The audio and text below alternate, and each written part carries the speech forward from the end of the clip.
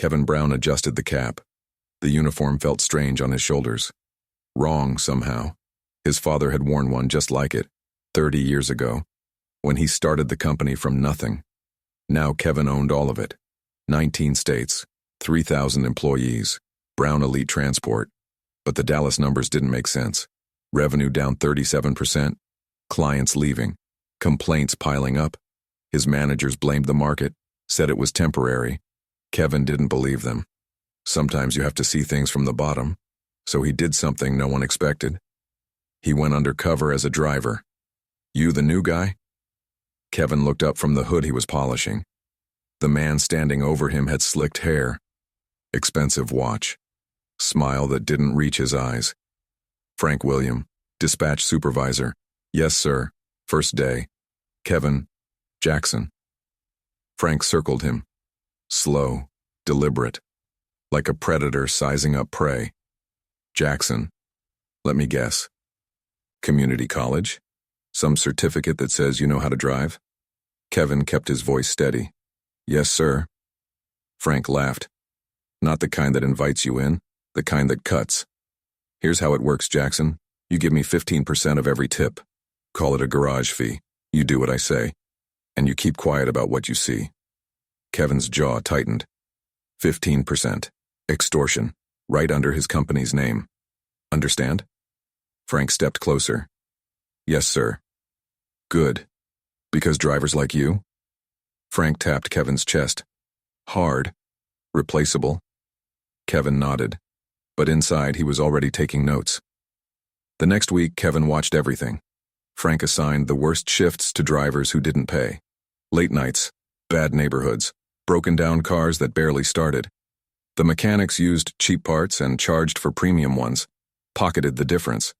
The dispatchers routed drivers in circles, wasted fuel on purpose, got kickbacks from the gas station down the street, and everyone stayed quiet. Because they were scared. Kevin saw it in their eyes. The fear. The resignation. They needed these jobs. And Frank knew it. Day 6.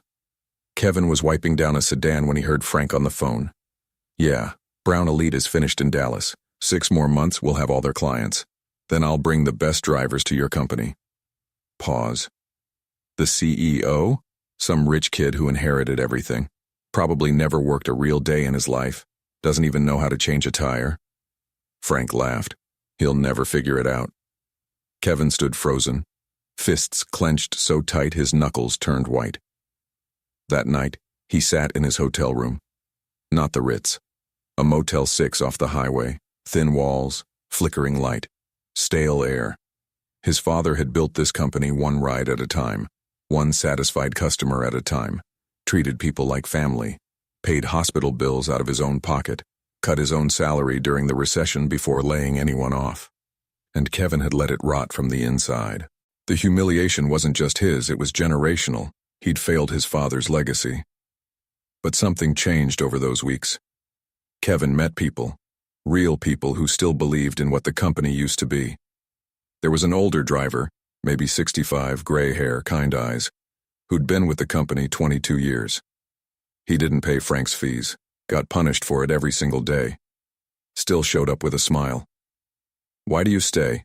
Kevin asked him once while they waited for assignments. The man smiled. Tired eyes, weathered hands. Because I remember what this company used to be.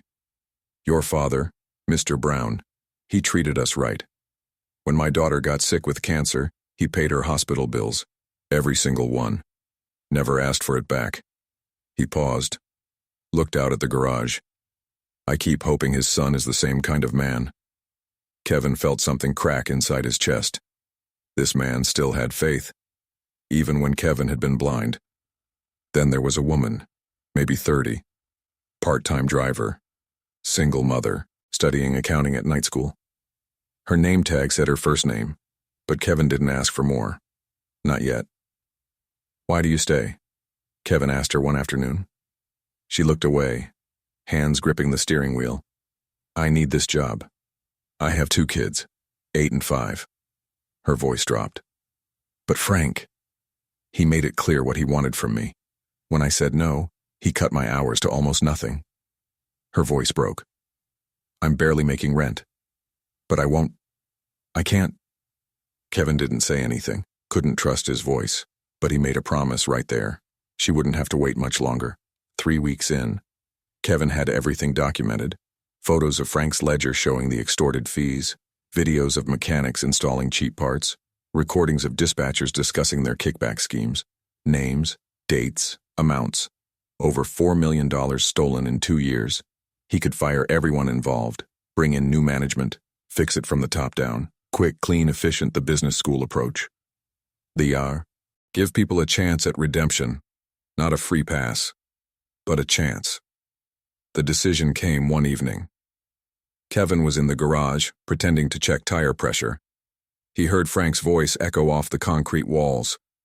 You're pathetic, old man. You think loyalty matters? You think anyone cares how long you've been here? Kevin looked up. Frank was standing over the older driver. Towering, threatening. You're just a driver. Nobody. Nothing. The older man stood there, silent, back straight, dignity intact despite Frank's cruelty. Kevin made his choice right there. Next morning, Kevin called an emergency meeting. Everyone at the Dallas facility. No exceptions. Frank didn't show up. Too important for routine meetings. Sent his assistant instead. Kevin kept his voice calm. Get Frank. Everyone means everyone. 20 minutes later, Frank walked in, annoyed, arrogant, rolling his eyes. Then he froze, because standing at the front of the room, no longer in a chauffeur uniform but in a tailored suit, was Kevin Brown, CEO, the spoiled rich kid who'd never figure it out. The room went dead silent. You could hear the fluorescent lights humming. My name is Kevin Brown. His voice was calm, quiet, but it carried. Some of you knew me as Kevin Jackson these past 3 weeks. I apologize for the deception, but I needed to see the truth. Frank's face drained of all color. His hands started shaking. Kevin didn't look away. I discovered something interesting during my time here. This facility has been systematically defrauded of over $4 million. Extortion, kickbacks, theft. Murmurs rippled through the crowd. Whispers. Shock. Frank moved toward the door. Security, Kevin said calmly. Please make sure Mr. Williams stays for this meeting. 2 officers appeared, blocked the exit. Frank's confident swagger evaporated. Kevin let the silence sit. Heavy, uncomfortable. Then he looked directly at Frank. I've already contacted the authorities. All evidence has been submitted. The investigation is underway. Frank's lips trembled. But before anyone is arrested, I want to say something. Kevin paused. Let his words breathe. My father taught me that everyone deserves a chance at redemption, not a free pass. Redemption requires accountability and change. He explained the plan slowly. Frank and the main conspirators would be prosecuted. Fully. Their assets gained through fraud would be seized. Used to compensate the company and the drivers they'd exploited. But smaller players who'd participated out of fear, who came forward within 48 hours, they'd get restitution programs, ethics training, probationary employment, not jail time. I'm not interested in destroying lives, Kevin said. I'm interested in restoring integrity. Then Kevin turned. To the older driver, to the single mother, to everyone who'd kept their dignity when it cost them everything. To those of you who maintained your integrity despite the cost, thank you. You reminded me why this company exists. His voice caught slightly. You're receiving full back pay for every stolen tip, plus a 20% raise, effective immediately. The single mother covered her mouth. Tears streamed down her face. And you'll form our new driver advisory council, reporting directly to me. Never again will management be this disconnected from the people actually serving our clients. The older driver wiped his eyes with the back of his hand. And one more thing, Kevin added. We're establishing the James Brown Memorial Scholarship, named for my father.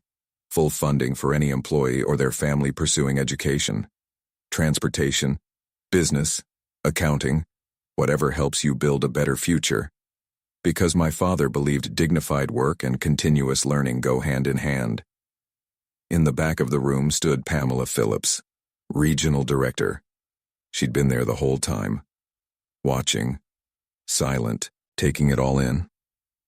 After the meeting ended, after Frank was escorted out in handcuffs, she approached Kevin. "I knew something was wrong," she said quietly.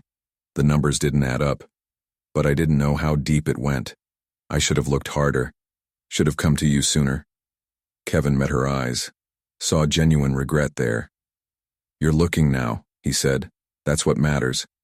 She nodded. "I want to help fix this, all of it, every facility. I'll do whatever it takes." "Then let's start today," Kevin said. And they did. 6 months later. Revenue was up 52% above the old peak. Client satisfaction scores at an all-time high. The story had spread through industry publications. Talent was calling, wanting to work for a company with real values. Kevin stood in the same garage where Frank had humiliated him, where he'd been called nothing, replaceable. The single mother was training new drivers now. "Every client deserves respect," she was saying to a group of rookies. "Every ride represents something bigger than yourself. That's the Brown Elite Transport way." She saw Kevin, smiled wide. "Heading to my last class before graduation," she said, textbook under her arm. "Thank you for believing in me, for giving me a chance." "You earned it," Kevin replied. "And I'd like to talk to you about joining our management team after you graduate. We could use someone with your integrity in our finance department." Her eyes filled with tears. But this time, they were tears of joy. Pure joy. As Kevin drove home that evening, he thought about the journey. CEO to chauffeur and back again. From humiliation to restoration. The underdog drivers had taught him something no university ever could. No business school could replicate. True power isn't about authority. It's not about corner offices or executive decisions. It's about service, integrity, doing what's right when no one's watching. His father would have been proud. And in the rearview mirror of his memory, Kevin could almost see the old man, smiling that warm smile, cap in hand, ready for the next ride.